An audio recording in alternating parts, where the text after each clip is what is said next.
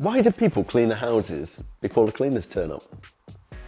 Last week I was chatting with a business owner about implementing EOS into their business. He went to great lengths to share information about the business, wanting to break through that ceiling and achieve the vision. But then he said, before we do this, I really want to get my house in order first. I want to sort the values, clear out a few of the people. But this really is like doing the cleaning before the cleaner arrives. Sometimes in business, you really need to be vulnerable and just accept the state of the place may not be great. But an expert will help you to get in great shape much quicker. Do you want to get your house in order?